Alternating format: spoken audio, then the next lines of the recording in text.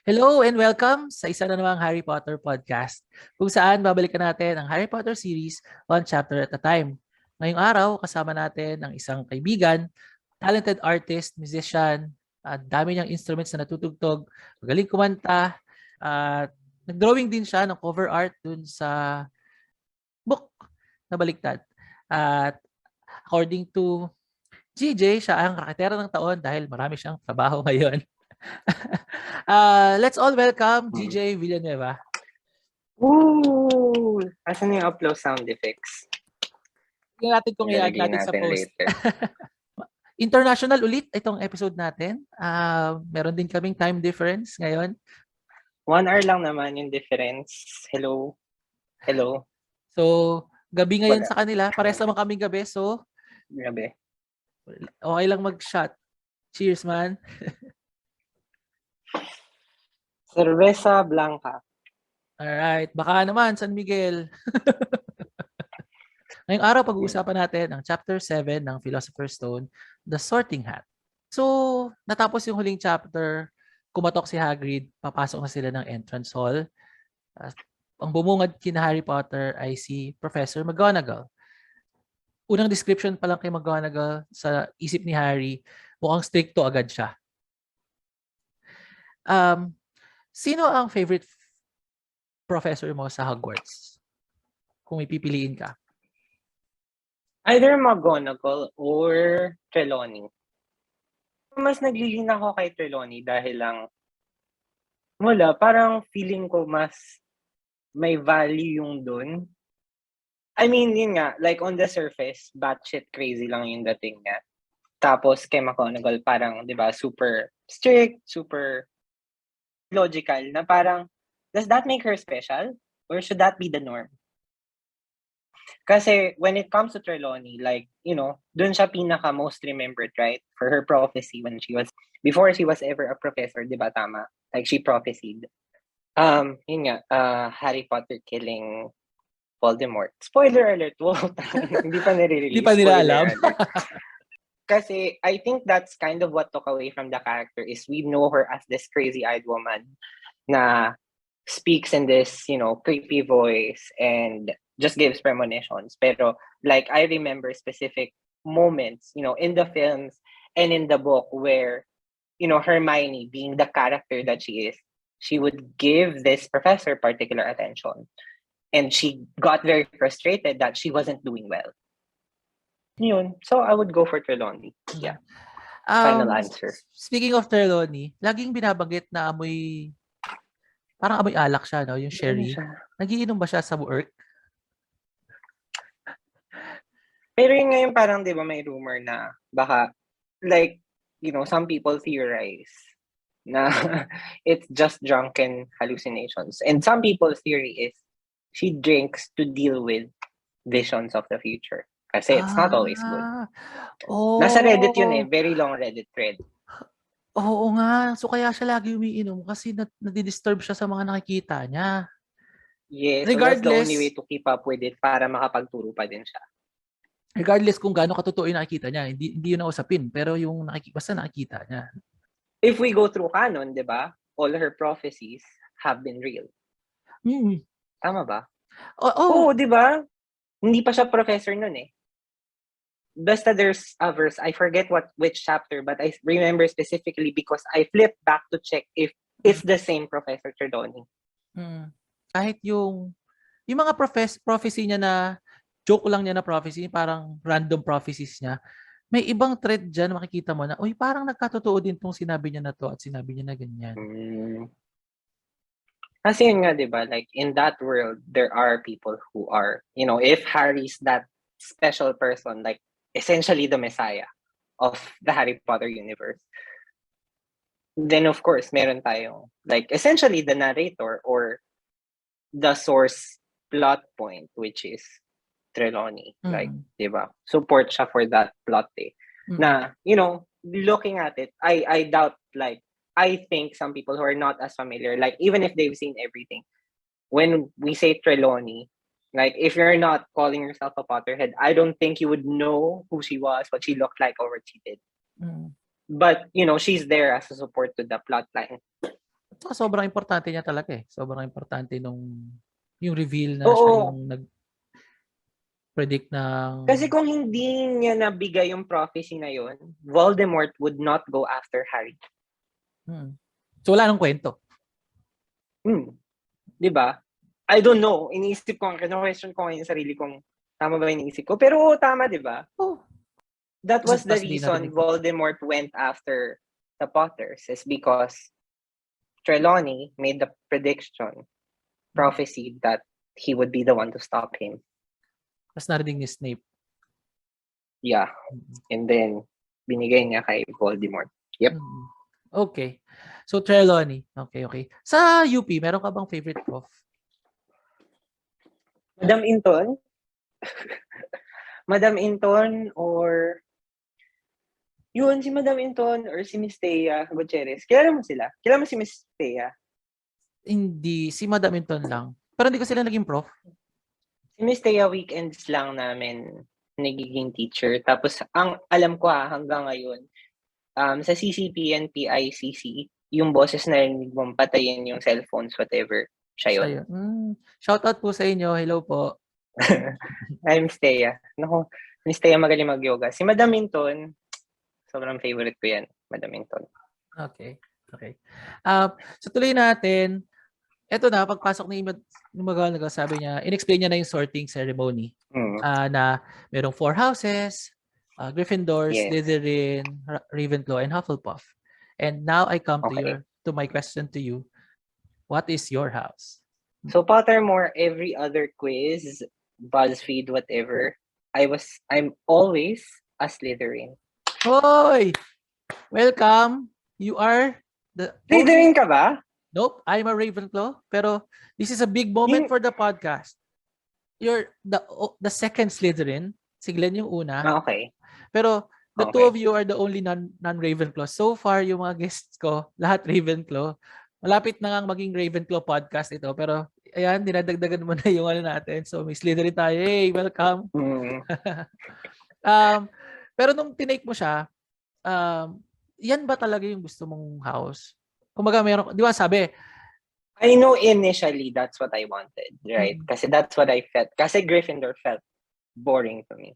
Like, yeah, I'm in a house of the heroes, the saviors, just because they're brave. You know, being brave gets you killed, right? It doesn't necessarily give you success. So, at first, I think, pero over time, I kind of realized, gusto ko maging Hufflepuff dahil lang wala masyadong nag-a-attach to the Hufflepuff name. But, you know, like, thinking it over again and again. And that's the reason why I chose the Ravenclaw common room. Kasi that's what I wanted. Oh, was Ravenclaw. Ngayon, okay. Kasi I think that's kind of, habang tumatanda tayo, mawawala na tayo sa kalendaryo soon. Na-realize natin yung mga ganyang bagay about ourselves na, logical to a fault. Na, di ba? Kasi your strength is always your downfall din, di ba? It's also the same weakness, dual-edged sword na. Yeah, so I feel I fit there better. Pero unfortunately, according to the internet, I'm Slytherin. Which leads me to another question na naisip ko, di ba, sabi ni Dumbledore kay Snape, I think sometimes we sort too soon. Kasi nga masyadong brave si Snape, di ba? May ganong scene. Tapos, alam natin, si Harry, sinabi niya, not Slytherin. The sorting hat takes your choice into consideration. Yeah. Pero naisip ko, what percentage kaya nung sorting hat yung pinapakinggan yung consideration mo and yung pinapakinggan yung gusto mo at ano yung talagang innate nature mo? Ito, wait lang I don't know if I'm ruining the structure, pero ngayon ko lang siya naisip na parang, wait, how exactly did the sorting hat come to be? Where does its personality come from? Where is its motivation, diba, or incentive to listen to you, right? Versus, touch your head and figure out where you will grow best. Who does it listen to and who does it ignore, no? Oo, na parang, is it just a tool? Like, does it actually sort you into the right house? Diba? Like, does it have this mystical power to touch you, be put on your head and then figure out like, okay, based on your qualities and, does it just based on your qualities? Does it see your future? Does it see your potential? Diba? Your past, your present, and your future. And that's how it makes a decision to place you. Or does it work in the sense of, where do you think you will grow? Wala, napaisip lang ako Diba? bigla. Ang complicated ng sorting hat. Tapos naisip ko din, Yes. midway ba, hindi ka pwedeng magbago ng house? Kasi nga, yun nga, kagaya mo. Diba? Na parang, ngayon, iniisip mo, mas Ravenclaw ka. Yung isa kong guest, si Oo, Elaine, diba? Gryffindor siya nung una, pero tas nung nag-take siya ulit, naging Ravenclaw. Tapos sabi niya, oo, mas Ravenclaw ako. Tuwan-tuwa na sana ako kasi Gryffindor siya, pero hindi. Pinili niya yung Ravenclaw. So parang, hindi ba pwedeng magbago yun? Diba? Diba, parang, alam mo yun, start ako as Orcom, pero gusto ko mag-fine arts. Oo. Diba, parang ganun eh. Yun nga, diba, na parang people change over time. Diba, I think Dumbledore was a Slytherin. Gryffindor. Or he was sorted as a Slytherin, tama? Or was it a Hindi ko different alam. Albus? Hindi ko Anak ba alam. ni Harry yun? No, there's a part in the book, Baka si Albus. Hindi ko na natatanda yung Cursed Child kasi inobliviate ko na siya eh. oo, tama. Basta yun, si Albus Potter was placed into Slytherin. And like people had a reaction to that, which is given and expected. And I think also expected naman yung reaction ni Harry, diba? Well, I'm moving to a different book. Di ba?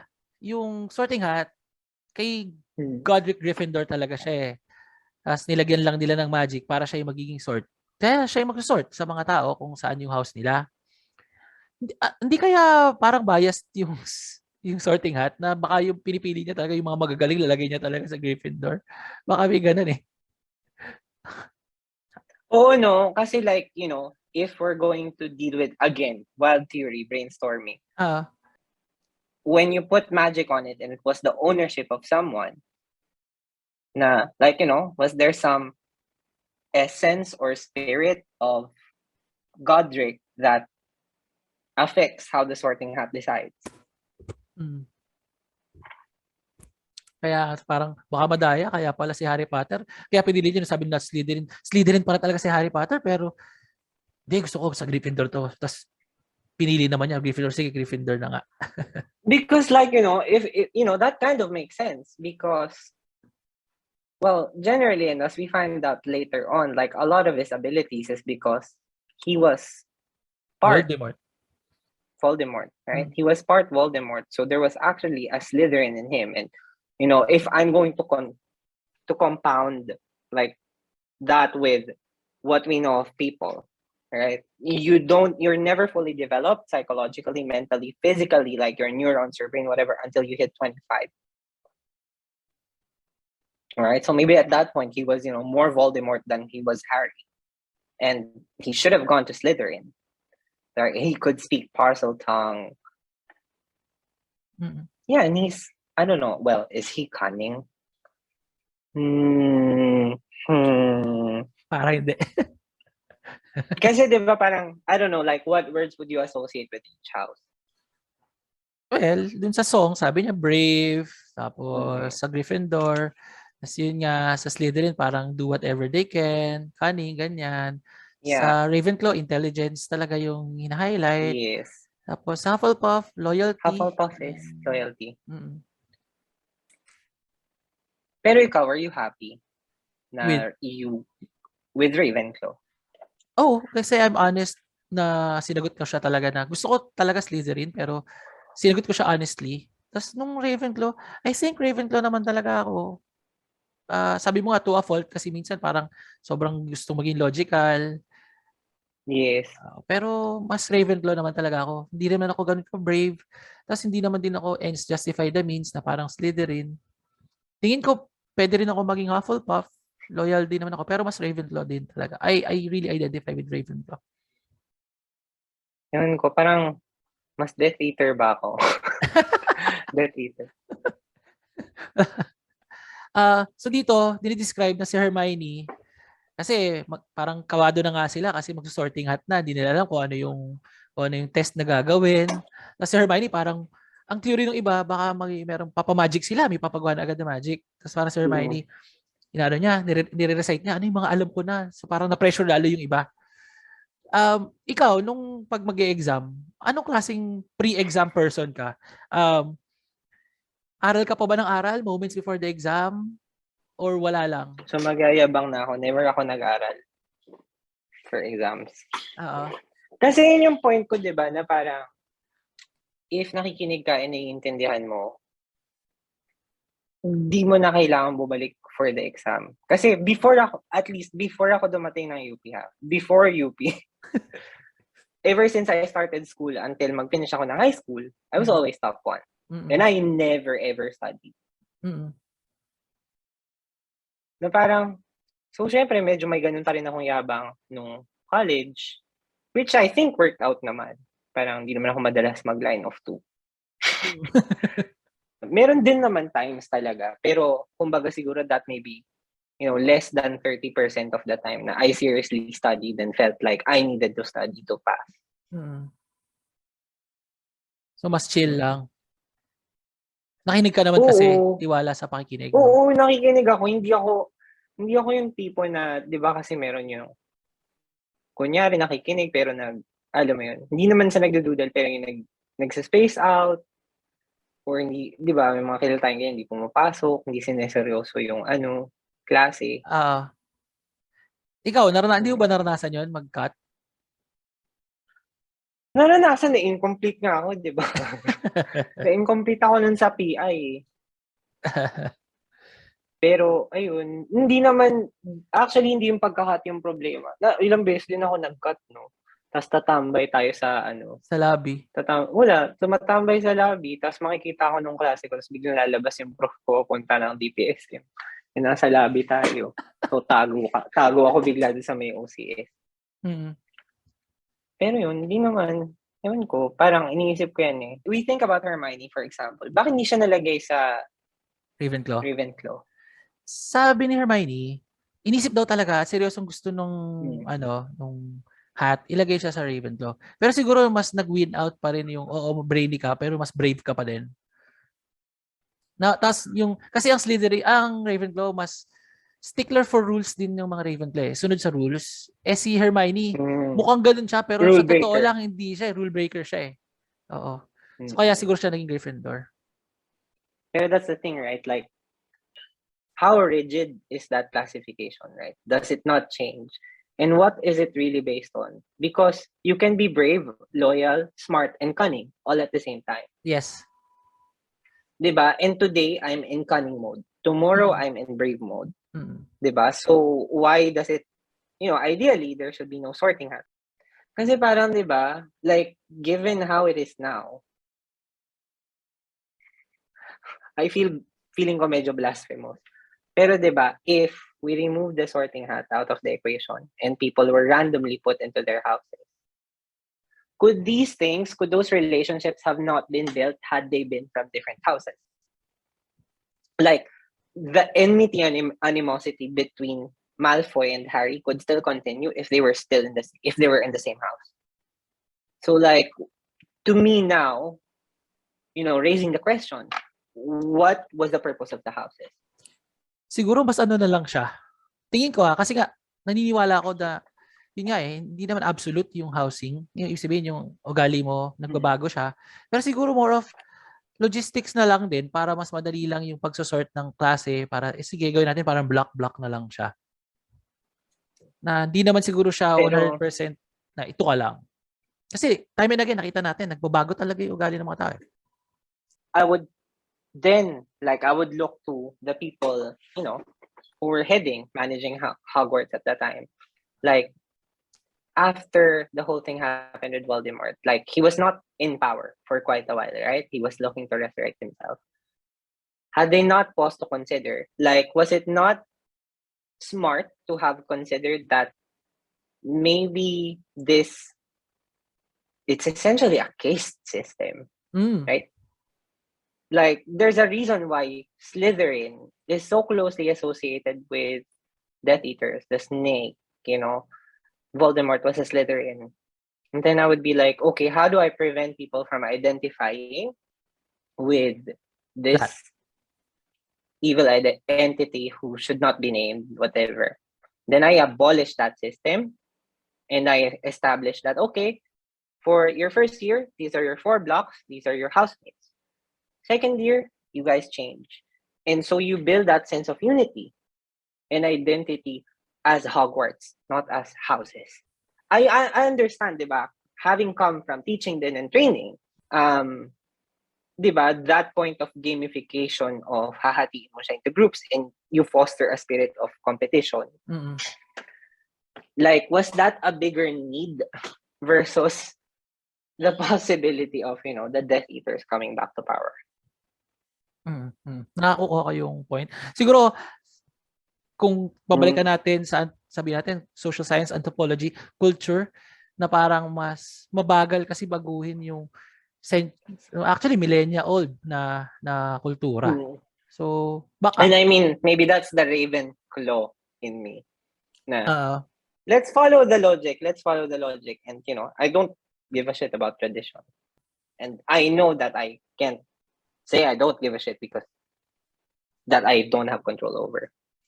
Pero like, I would forget that. Like, I would not take that into consideration. Okay. So, dumating na yung ghosts. Actually, hindi pa sila nag-sorting, pero dumating na yung ghosts. So, pinakilala si Nearly Headless Nick. Well, hindi pa pala dito. Hindi pa siya pinapakilala dito. Pero, una natin nakita, pinag-uusapan ni Fat Friar, si Peeves. Ano kaya, kasi laging pag dinidescribe si Peeves, parang solid si Peeves eh. Hindi siya ghost eh. Poltergeist daw siya. Pero ano kaya pinag-iba niya? I'm trying to remember kasi how he was described in the book. They were talking about tapos how he was represented in the movie. I don't remember him in the movie. He's not in the movies.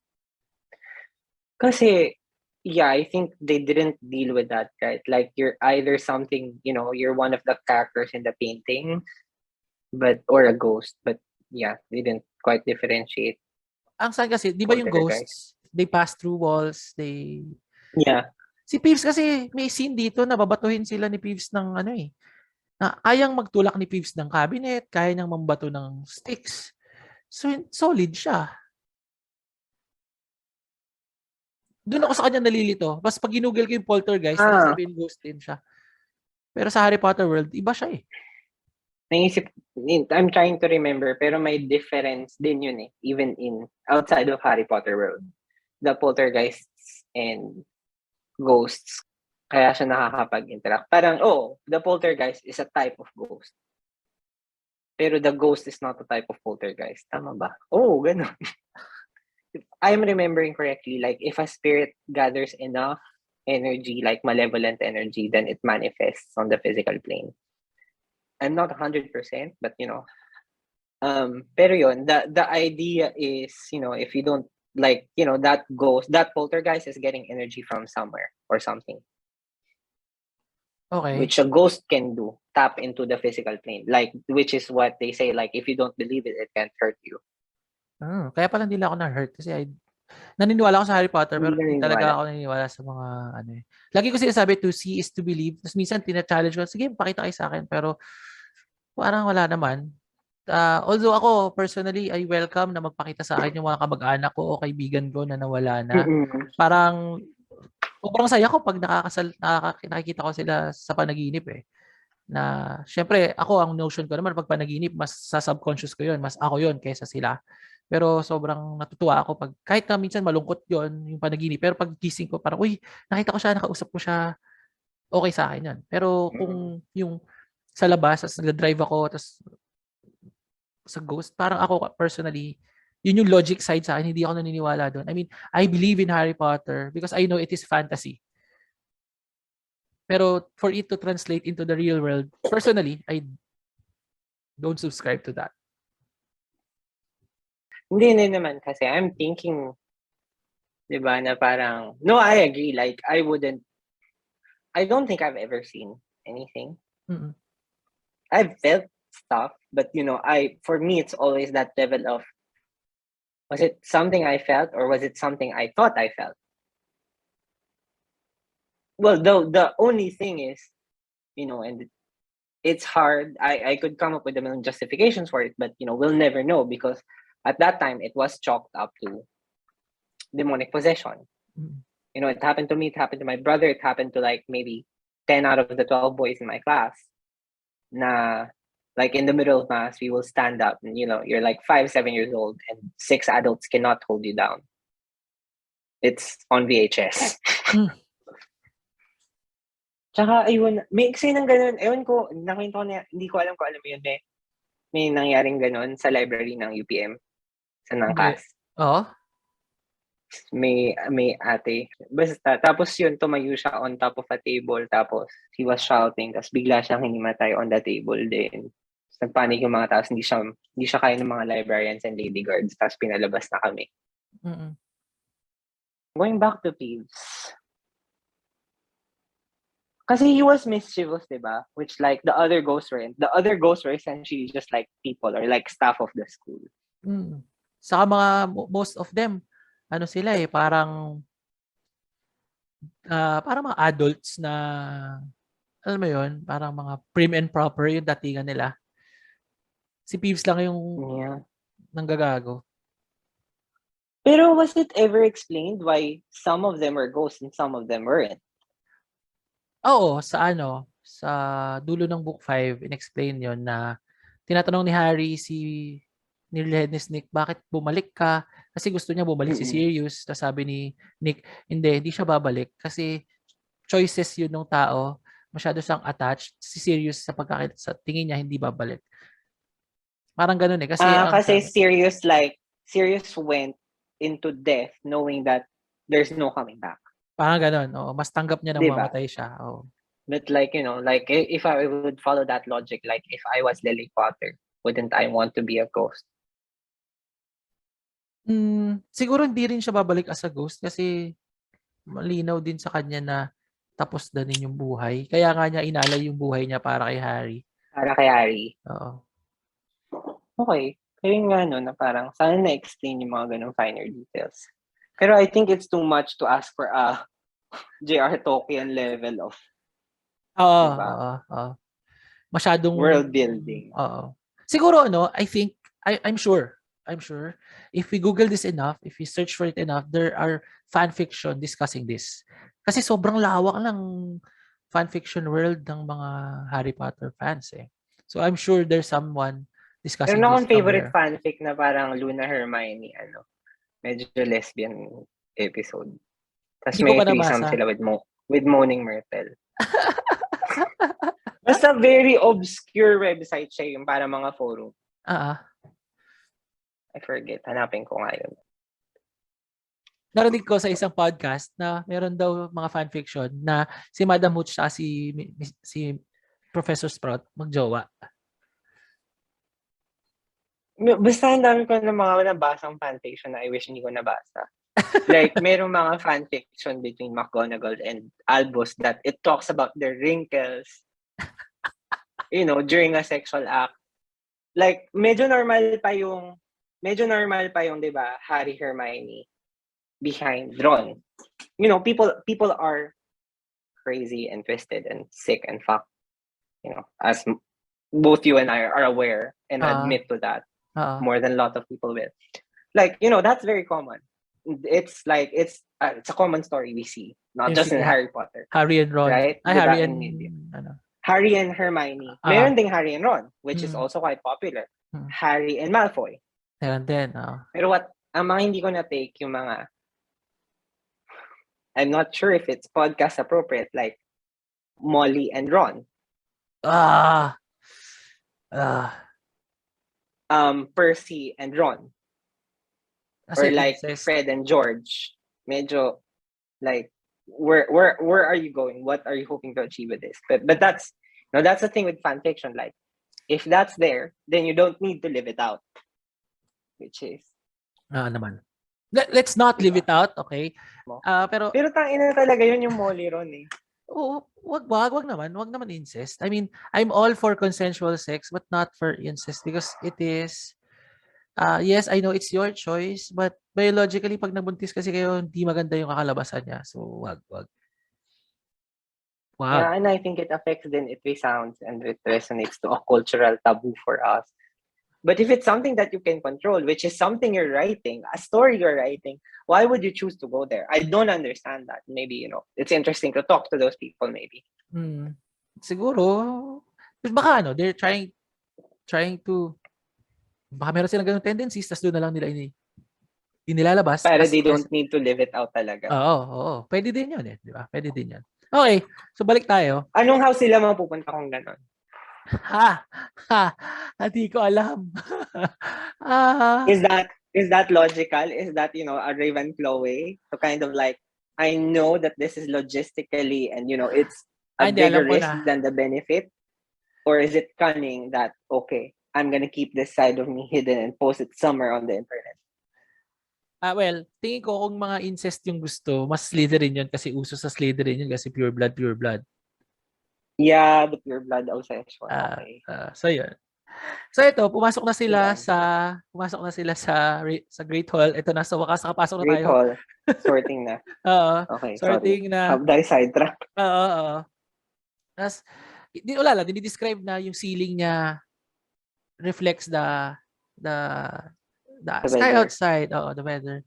Uh, Ngayon, parang posible na siya magawa talaga no, in real life. Oo, di ba? Like a sunroof or, di ba, there's restaurants na like they project, it's a 3D experience, like they project things onto your plate, onto the table, onto the chair. So, hindi na siya Oo imposible. nga, no? It's very real. Ito, binanggit na natin kanina yung Sorting Hat. So, hindi ko na masyadong pag-uusapan yung Sorting Hat dito. Pero, i-compare ko lang yung difference ng Sorting Hat sa book saka sa movie.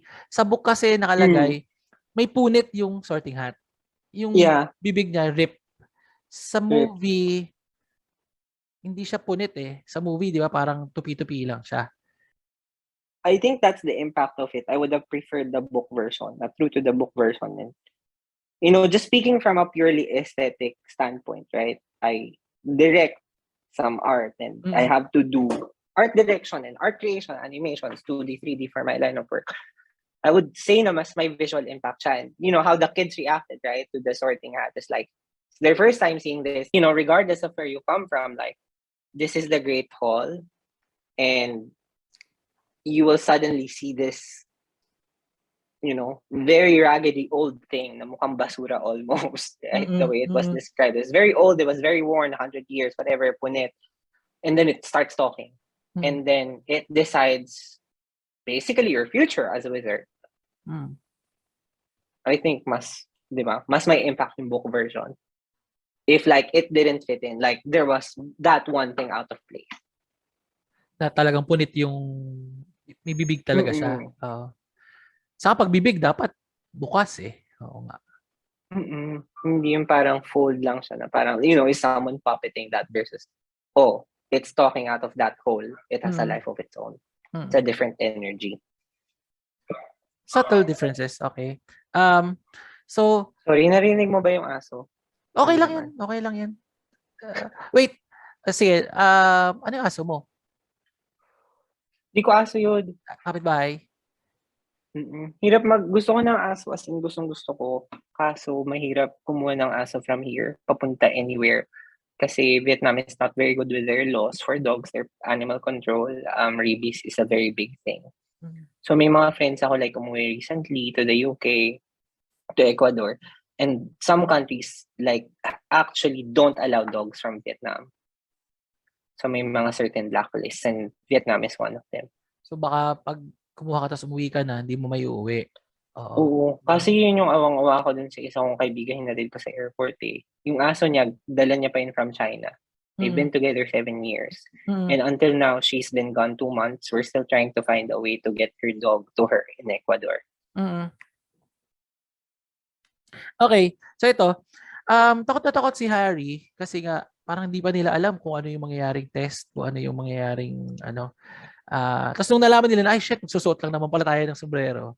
Pero si Harry takot pa rin kasi oo, isusuot lang siya pero pwede bang sa loob na lang ng kwarto at hindi sa harap ng maraming tao? Yes. Ikaw ba, may Yeah, stage but I fright mean, ka rin? contextualizing it, May stage now less and less. Pero kahit dati, di ba, kunyari, nagra-run ako ng trainings. Kasi yung classes ko, mas manageable. Kasi I know I'm the professor. Pero as when you do corporate training, di ba, corporate classes in the workplace, sometimes, may train ako like managing director. Kasi I'm running management courses. Yung, alam mo yung, ang init nung tenga mo, tapos, kabado ka, tapos ang bilis mo magsalita, tapos nagpapawisan ka na malamig. Pero lately, less and less na, I don't know, feeling, yun lagi yung rason ko dahil tumatanda na ako. Wala na ako ng pakialam or pagod na ako to bother with it, di ba?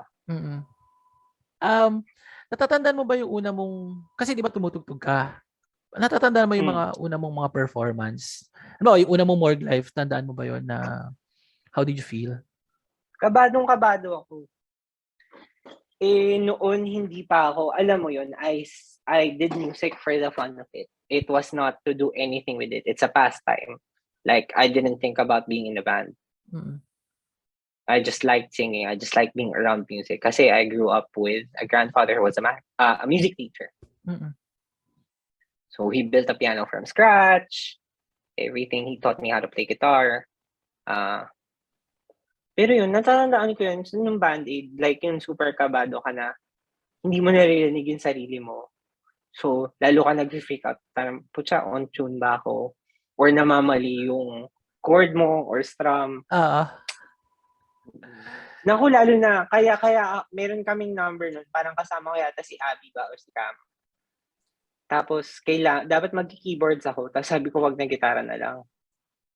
Kasi na-experience ko na, alam mo yun, nagre-recitals ako when I was younger. And ang hirap nun lalo na kapag recital. Diba? One wrong note, pakinig na pakinig.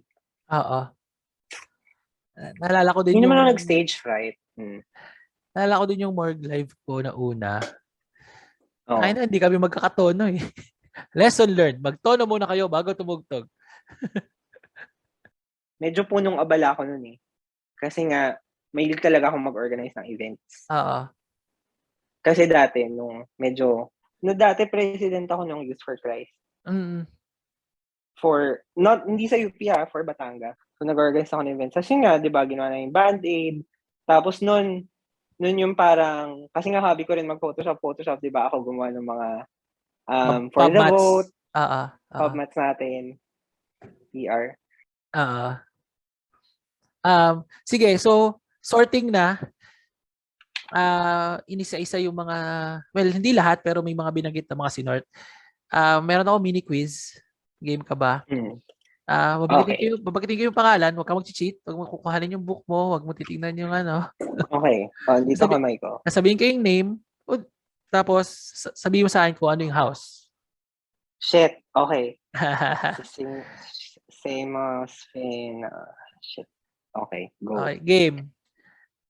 Hana Abot. Ravenclaw? Hufflepuff. Hufflepuff. Okay. Susan Bones.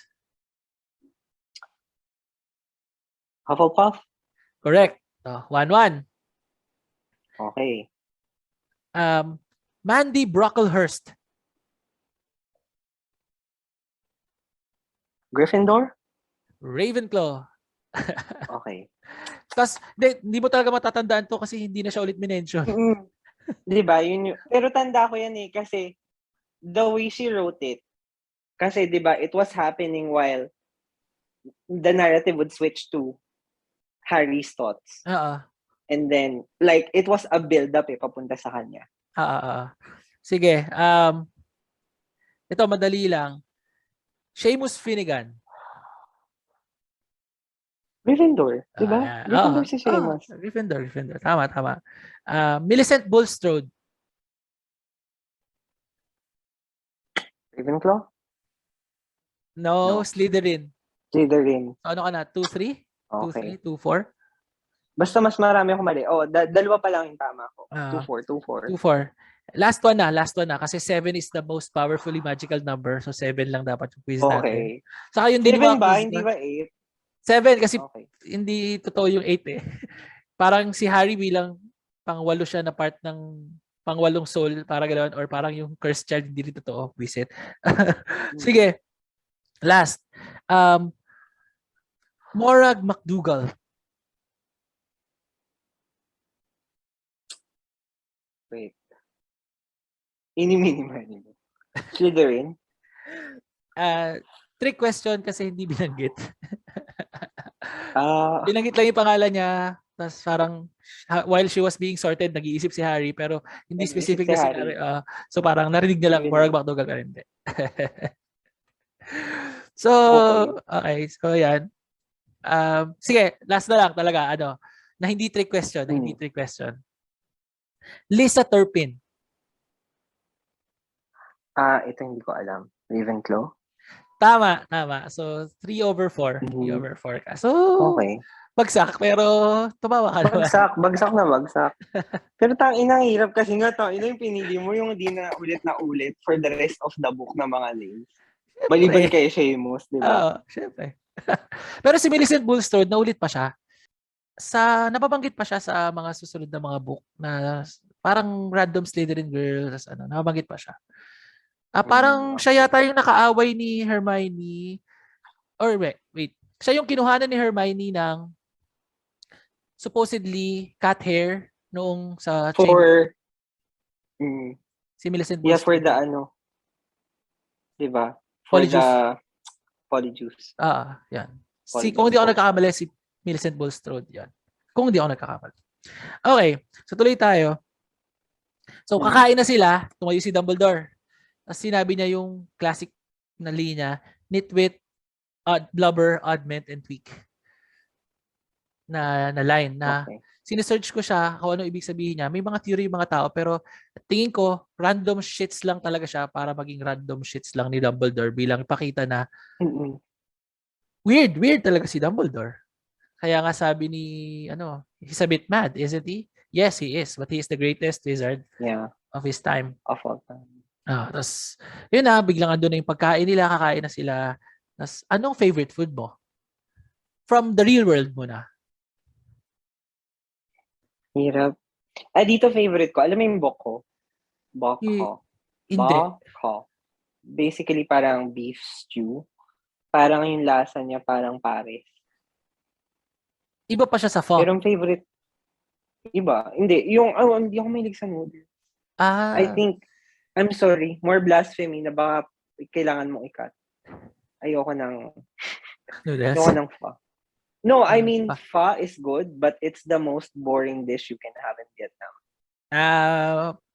Because pho is like, it's everywhere. Mm-mm. And like those same places serve even for the Vietnamese less popular dishes. So to me, that makes it more exciting. Like bum tio or bum mam. Like with fish sauce, there's a lot of different types of pho, of noodles. Ayun, pho. Pero like from the book, I'm thinking, what food do I like? I don't remember. No. Butterbeers. Nice. Sana Uy, matikman ko yan. shit! Kailan tayo? Diba? Alam ko pinag-usapan natin to before. We will take a trip to the Wizarding World. Pandemic pa. Saka, tingnan natin. Darating Pero din tayo tanda dyan. ko pinag-usapan natin siya before. Pero yun nga, shit. Ngayon ko lang naalala na I've been to platform 9 3/4. You've been to UK?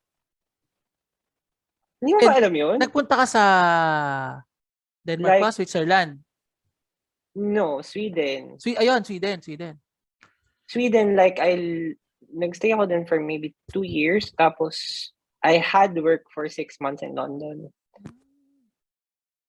So, mga nakatatlong bisita ako dun sa platform 9 3/4. And yeah, I still have, I think, ang daming tao. Sobrang daming tao. Sobrang stressful.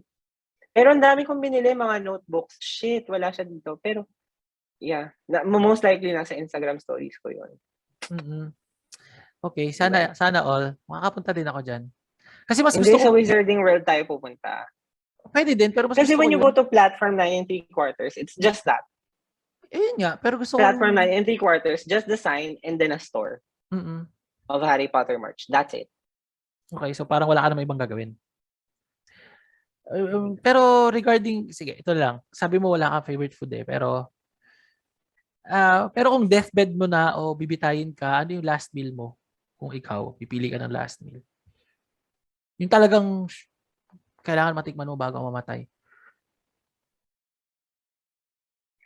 Hindi ako masyadong fan ng food. I like to cook more than I like to eat.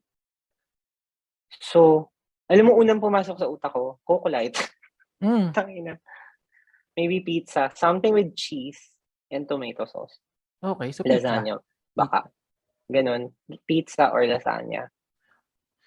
Okay, so dumating na si Nearly Headless Nick dito, tapos yung classic line sa film, Yeah. Nearly Headless? How can you be nearly headless? Although sa movie, si Hermione nagsabi nun, sa books is Seamus. Mm-mm. Mm.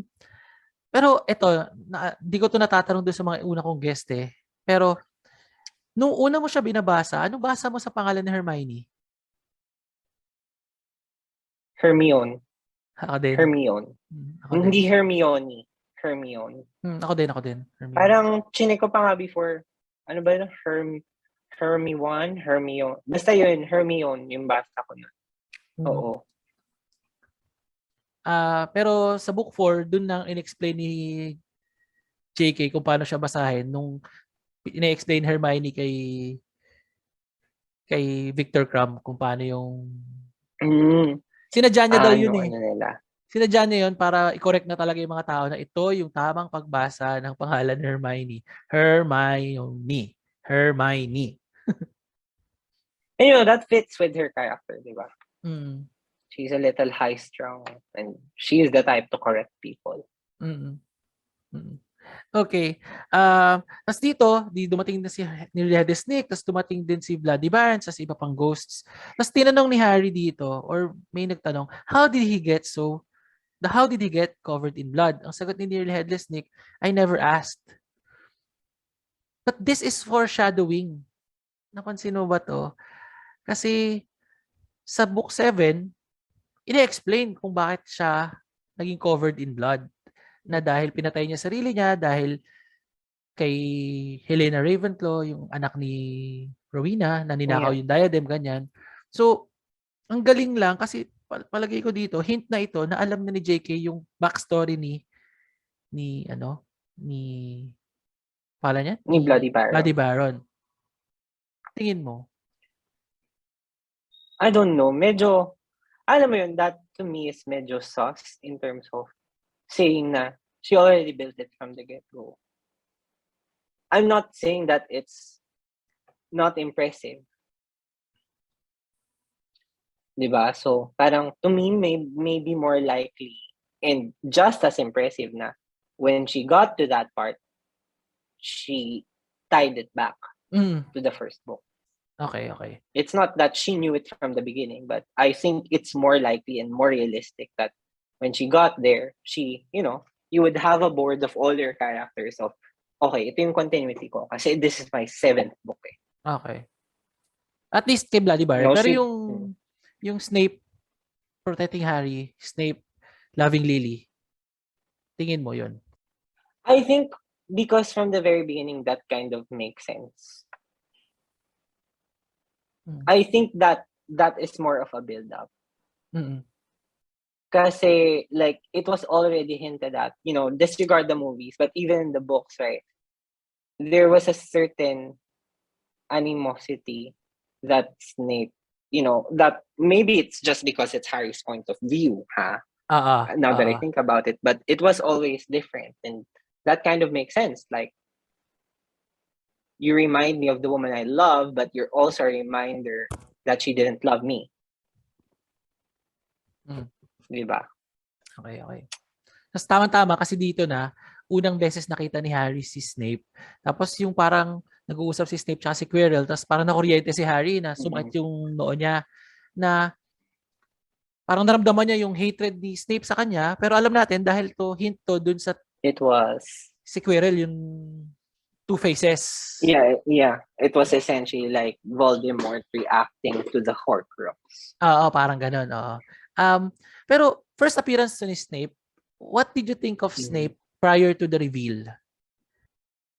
And also, how was What do you Snape for mean, you like after the prior to the reveal? reveal of, the Half-Blood Prince? Of no, not of Princess Tale, yung na siya yung na mahal niya si Lily, na pinoprotektahan niya si Harry, double agent siya para kay Dumbledore, ganyan. Like, it was touching, but it didn't endear me to the character. Like, he was still an asshole to Harry. He was still an asshole to most of these people. And, like, if I look at the book and if I look at the movies, there's a reason why Lily didn't love him, Mm. in a sense.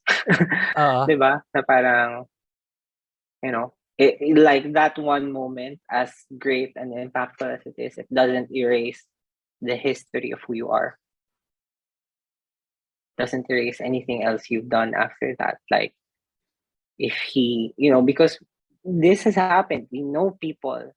Maybe we've been these people at one point in our lives, like you were a Snape to a Lily in your life. But, you could actively control how you react to that. Like, are you gonna pine for Lily the way he did? Or will you work on keeping this person in your life, but accept that things have changed? Mm. Ako din eh. Parang, di ba? Yung iba kang tao kasi parang, ay shit, I love na namin si Snape. Kasi ang galing-galing niya, ang tapang-tapang niya. I get it. Matapang talaga siya. Brave talaga siya. Baka nga pwedeng Gryffindor siya.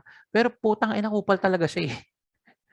Kupal talaga siya. Like, that doesn't erase, if we look back at his past as a Death Eater just because he saved Harry. Like, di ba, the whole reveal about him kind of being a double agent after he was found out that he was a Death Eater. Like, he kind of turned away from it, right? Like, Parang like saving Harry does not invalidate all the evil. One good thing that you did today does not invalidate all the evil that you've done. Saka sa akin talaga, isipin mo, pinapatulan niya yung mga bata, nakikibata siya, vengeful siya. So, I mean, yeah, He was not fit to be a professor. Di ba? Siguro, wait. Tingin ko magaling talaga siyang magaling talaga siyang potioneer. No, I think he's a great wizard, but he's not a great professor. Iba Those yun are eh, no? two different things. Iba talaga yan. Saka parang, wala, sabi lang niya, sundin niyo to, tapos gawin niyo yan. Ilan naman ginagawa niya eh. Follow the recipe. Anyway, so ito, pinakilala din si Filch bilang caretaker. Si Hagrid ay gamekeeper tsaka keeper of keys. Yun, ganun kasi yung setup namin nun sa school.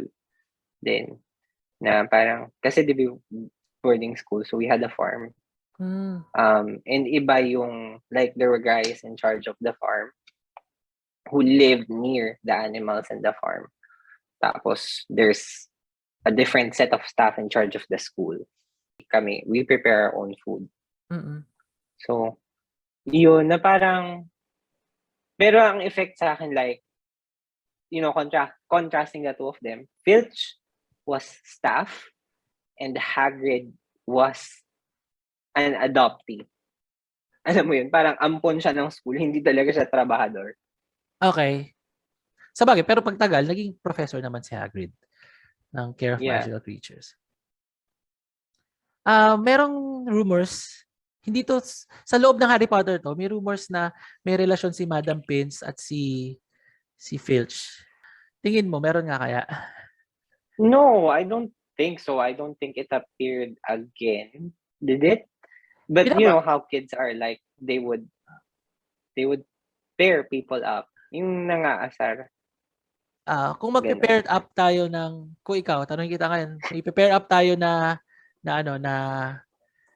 Hogwarts staff member or faculty member, sino yung tingin mong pinaka-okay na ship? Yung realistic Oh. Kasi I think Dumbledore is gay. He is gay. Yeah, right. Like, even at this point, right before the reveal, like, I don't think, because people would I think in general, like the public, like people who just enjoy Harry Potter and not theorize or deep dive into the universe would put McGonagall and Dumbledore together. Diba? If you're just reading the first book or you saw the first movie. But I think like in terms of what's realistic, maybe a Slughorn and McGonagall would make more sense. To me, in my mind, it just makes sense. And it's not my lolo and lola, but that kind of makes sense, right? Like there's that person in the relationship na medyo kailangang i-manage tong isa na mas capable. And they, that's not saying that's how they are as people, but as you age, that's like what seems normal. So for me, like if I learned after meeting them that McGonagall and Slughorn were married, I wouldn't question it. Hindi ka masusurprise. Parang, oy, pwede. Kasi diba, like they were around same age and the difference in characters kind of makes them fit. Si Dumbledore, sino kaya pwedeng pinaka naging karelasyon ni Dumbledore bukod kay Grindelwald? Even outside Hogwarts, you think? Meron kaya? What's the name of this guy? Yung other bearded guy from, was it? Mr. Crouch? What was, hindi, ano yung school ni Crump? Si Karkaroff? Yeah. Kasi di ba parang there's some bit of enmity and animosity. Baka, it was a fling never fully realized. Or he has some bitterness. Sigurado merong fanfiction yan, no? Kasi Sigurado di ba yan. they're in the same league. They're in the same league, di ba? Para sila headmaster, para sila headmasters, and of course that that comes with age and proving yourself that you become a headmaster. So most likely they've met in competitions. There's history. Okay. Diba? Okay. I'm trying to think of who else. Si Snape tsaka si Dumbledore kaya, would they be a good pairing? I think Dumbledore wouldn't be interested in him. Kasi as much as Dumbledore is crazy and loony and secretive, and he's a complex, it's another word for twisted character. I don't think, Snape would be to his taste. And so far, at least, he has been a pretty good judge of people's character. Wait lang. Palang ako Pero what if? Oh. What if lang? What if lang to? What if nung tinanong niya, after all this time? Yung pala, may loaded pala yung sabi niya, after all this time, si Lily It's loaded na parang after why are you not everything looking I've at done me? for you. Oo. Pucha, gago, mas malala yung fanfiction mo, magsulat ka nga rin. Di ba parang, shit, after all this time, siya pa rin. I've been here. I've been helping you. I've been protecting you. I gave you a job. Yes, I didn't give you the defense against the dark arts job, but I'm protecting you. Rin, ano ba? What if lang? Ngayon bigla ko lang naisip ngayon. Gago, sinulat mo na yan. Feeling ko pinost mo na yan in some forum somewhere. Di pa. Hindi ako nagsusulat ng fanfiction. Sinusubukan ko magsulat ng fanfiction pero hirap na hirap ako. Ang idea ko ng fanfiction is may Filipino na estudyante na nakarating na nakatanggap din ng Hogwarts letter, tas buong time sa Harry Potter, kabatch siya ni Harry Potter. Kasama siya dun sa mga nilista na sinort pero hindi lang nabanggit kasi nag-daydream si Harry Potter. Tapos, kinikwento niya sa diary niya o sa pamilya niya, tayo na, meron na naman ganito, bidang-bida na naman yung Harry Potter, nakakainis. Parang ganun. Di ko lang magawa, pero yun yung idea ko ng fanfiction. Oh, pero that would be an interesting point of view. Na parang anthropological na, alam niyo ba ganito dito? Alam niyo ba ganito yung magic nila dito? Ba't sa atin ganun? Yeah, it was realizing kasi sa atin iba yung tawag. Tapos, di ba, just the fact na maybe we use different spells for the same thing. So, ayun. Yun lang. Sige, balik tayo. So, dito, binanggit ni Dumbledore, nag-announcement na siya after nung dinner. Tapos binanggit niya na yung mga gustong mag-apply sa Quidditch, kausapin niya si Madam Hooch, yung mga bawal puntahan, yung forest, yung third floor, corridor. Tapos, napansin ko lang dito, si Madam Hooch, di ba nagturo siya ng flying lessons? Tapos siya rin yung naging referee ng Quidditch. Yeah. Pero other than that, sorry, ngayon ko lang naisip na parang McGonagall and Madam Hooch would be a perfect, like, very stereotypical and usual lesbian couple in terms of personality. Mas sila kaysa si Sprout. Silang dalawa. No, Hooch and McGonagall. Hoochagal. Makuch? Makuch? Hindi, mas maganda yung Hoochagal. Pero flying was a class on its own. Pero that's one class. No, I would think maybe like, are there other sports? Like broom racing, right? Like, would she be coaching people? Pero it seems like there's no other sport in the wizarding world. Ang boring nga nila eh. Quidditch lang. Pag hindi ka marunong mag-Quidditch, wala, manood ka na lang. Maybe that's a sly dig towards how England is so obsessed with football. Like, it's the only thing that exists for them. Well, Football. pero Which is in the same of the wizarding world, it's Quidditch. Pero that's what I mean in terms of like Quidditch.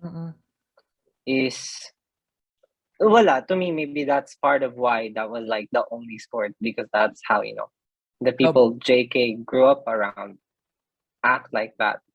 That like football is the only sport in the world. Okay, so there are other sports in the wizarding world, but football is the main sport. And I'd like to think so, diba? Sa bagay, may chess. Na, diba? Okay. Yeah, I would think like, apart if it's just like if she handles flying, because people have specialization. Snape did potions, Pomona Sprout does herbology. Maybe she does flying and it's not just flying brooms. Like maybe, she teaches other people to fly dragons or thestrals. Oo nga. So, any sort of magical flight. So, after nila kumain, bago sila pumunta sa mga bahay, sa mga house nila, bahay tuloy, sa dormitory. Yeah. Kinanta nila yung Hogwarts theme, song, whatever. Tas, your anthem. Oo, tas Him. Tuwang-tuwa ako na iba-iba sila ng tono. Mm. Kung ikaw, Yeah. anong pacing kung ikaw yung kakanta ng Hogwarts hymn, ano yung pacing mo na pipiliin? Like, I'm trying to remember the words. Hogwarts, Hogwarts, teach us something please.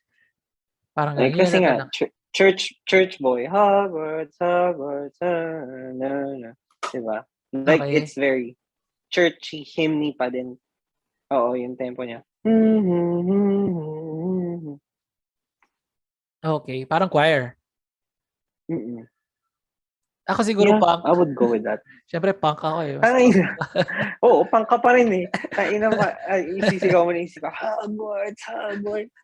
Tipong tupak, Hogwarts, Hogwarts, teach us something please. Hogwarts, Hogwarts. Pero merong linya dito si Dumbledore, napakaganda. Music, a magic beyond everything we do here, beyond all we do here. And I quite agree with Dumbledore that music is really, really magical. Yeah, a magic beyond what we do here. Yeah, like, do they have music classes? Because I would think, like, it's not unlikely for music to be a form of magic, like, singing to be a form of spells, like what sirens do, which they did have in the book as well. Mere people. Yeah, the mer people. Yeah.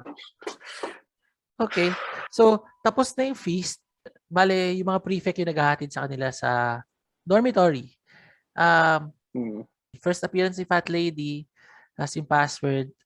Tas ang password nila, Caput Draconis, which means, ginugol ko yung Caput Draconis, ang sabi, Dragon's Head. Caput Draconis. Why decapitate the dragon's head? Or like the dragon's head. The dragon's head is the password. Iniisip ko din, paano kaya pinipili ng Fat Lady yung mga password niya? Diba? Do they change the password on their own? They come up with it? Like, is it foreshadowing? Was there a point where he had to decapitate a dragon? A snake, technically, right? Siguro, babantayan ko yan sa podcast. Titingnan ko yung mga iba-iba pang password. Random lang ba siya? Pero parang random din kasi may one time, nalasing ng sobra si Fat Lady. Tapos yung niya, abstinence or something na parang tama na muna kapag kain at pag-inom. Meron ka bang favorite book? Chamber of Secrets.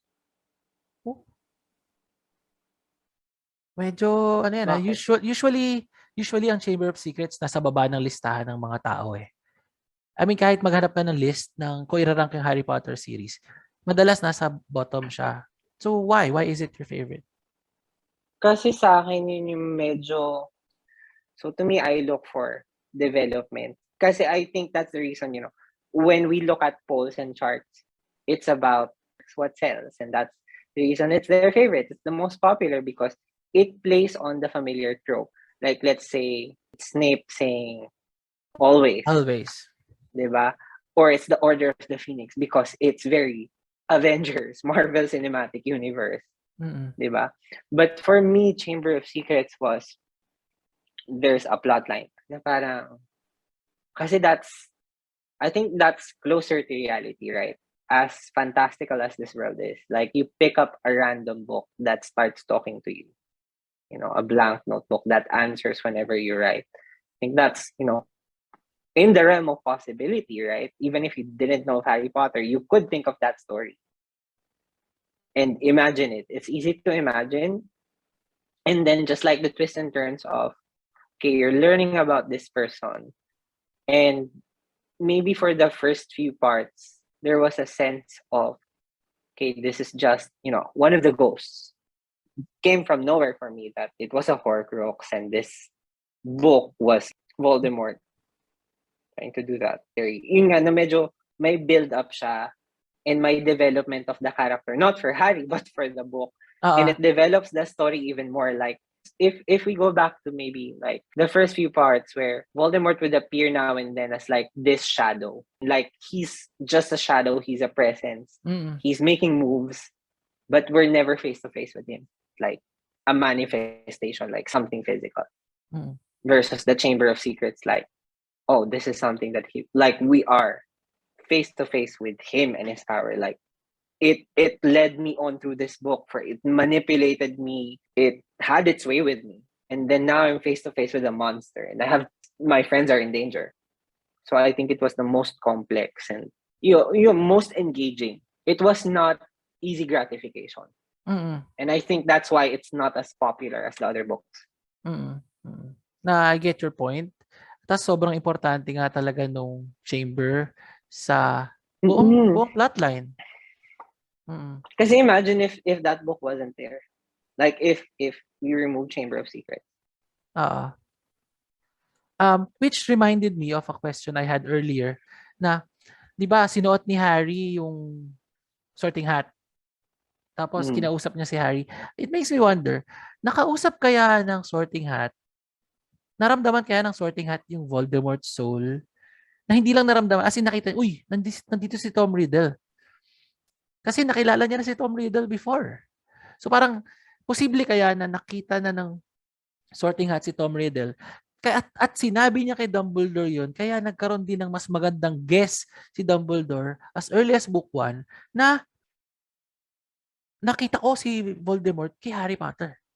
I mean, part of me thinks like that part of Voldemort's soul would be kind of have the cunning, it's smart enough and it would have the power enough to disguise itself from an object such as the sorting hat, but not from Dumbledore, who watched him, basically sort of reared him, took him from the orphanage and then brought him into the school, watched him become the Dark Lord.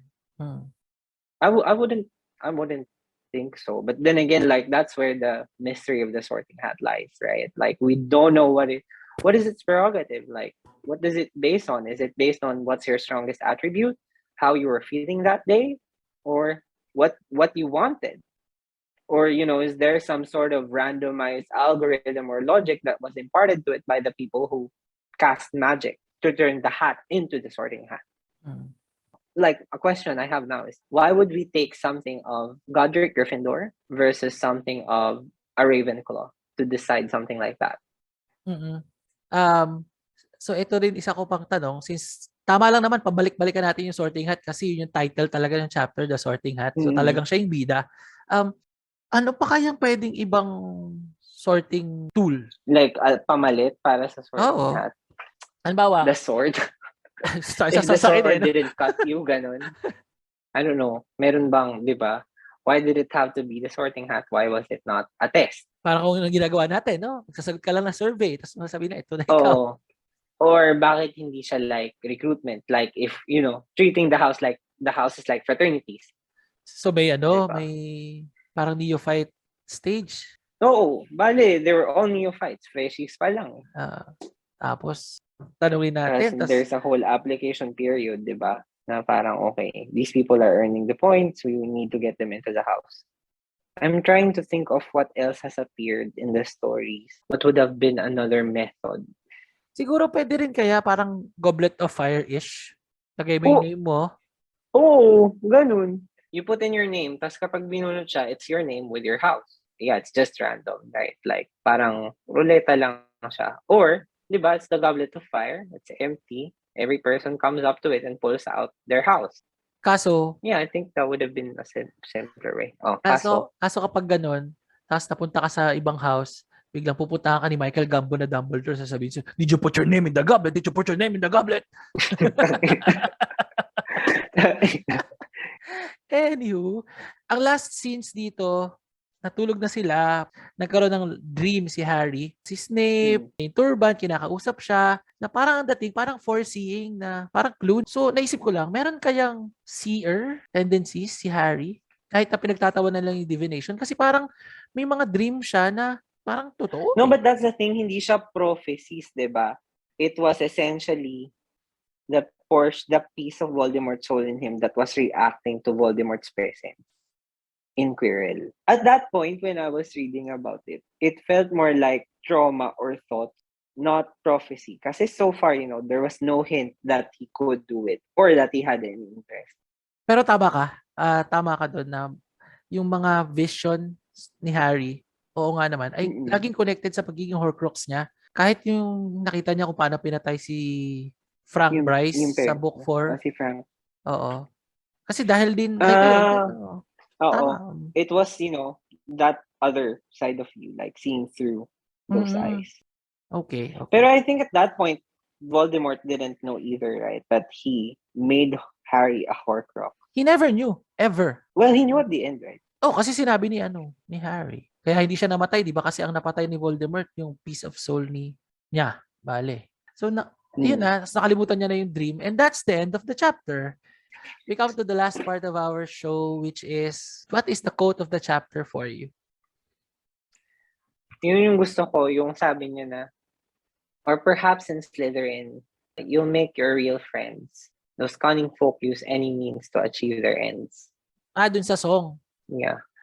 I like that part kasi it took me a while to, parang how do you mean on its own, I wouldn't take it up out of the song.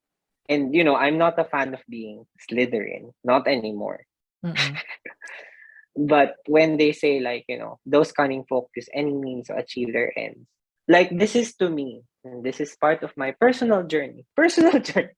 Yun na di ba, parang as you grow older, habang tumatanda tayo, like, and I think that's part of why old people are so self-assured. Hindi sila conscious, like, about what they wear, about what people think of them. Kasi they know that, people don't care about you. And so to me, like, tying it back to that quote is, that's where you'll find your real friends because these people are cunning. They don't play within the bounds and rules of what is essentially arbitrary morality. Right? They'll use any means to achieve their ends. And so if you're with people who also just want to get the job done, to get stuff done, people who are not afraid to not go by the book, to stay in a gray area, or to go to an extreme to get what they want. So to me, that conveys a sense of honesty with yourself, a sense of self-awareness. And, like when I was that age, when I first read the book and maybe even like a year ago, I wouldn't have thought of it that way. Na. When someone's not being real, and now ever since I think of it that way, na, I don't give a shit what people choose to think about me, like how I dress or what I wear or like what pronoun I want to use. Like I don't really give a shit. Like that's not part of the ends that I'm trying to achieve, right? It's not useful as any sort of means to achieve my ends. Well, to me, it's about that sense of authenticity. You're not trying to be braver than the other. You're not all trying to be essentially loyal or outsmart each other. But okay, are you with me on this? Kasi, di ba, that's essentially what Slytherins are. This is crazy, and I know it's crazy, but are you with me on this? Like, It's I true. wouldn't Yes. interpret it that way, di ba, na you'll find your real friends because they're cunning and they'll do anything to achieve their ends. Like, okay, like if you can, jump through the ring of fire with me, then di ba, you can, yeah, be friends, like fuck with each other. Fuck with each other, not fuck each other. Okay. Diba? Ako, ang mas pinili ko na quote of this chapter is yung Nitwit, Oddment, Blubber, and Tweak. Actually, pinili ko siya dahil wala talaga siyang meaning at para sa akin wala talaga siyang meaning at pinapakita niya lang talaga na ang weird ni Dumbledore. And napili ko din siya kasi sobrang naging memorable nung line na yon na nung namatay na si Dumbledore tapos nagre-reminisce na si Harry tapos nagdadrama na yung mga tao pero siya natatawa siya kasi naalala niya rin yung Nitwit, Oddment, Blubber, and Tweak. Ganon din ako, kaugnay nung Nitwit, Oddment, Blubber, and Tweak na nung pinabasa ko rin yun, para akong tanga, natatawa rin ako kasama ni Harry kasi shit, fun memories of Dumbledore yung naalala ko. So, kaya ko siya yung quote of the chapter. It made Dumbledore more real.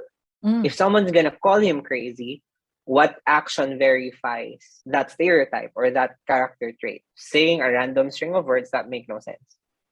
Papatato ko yan. Parang maganda nga rin siya ipatato.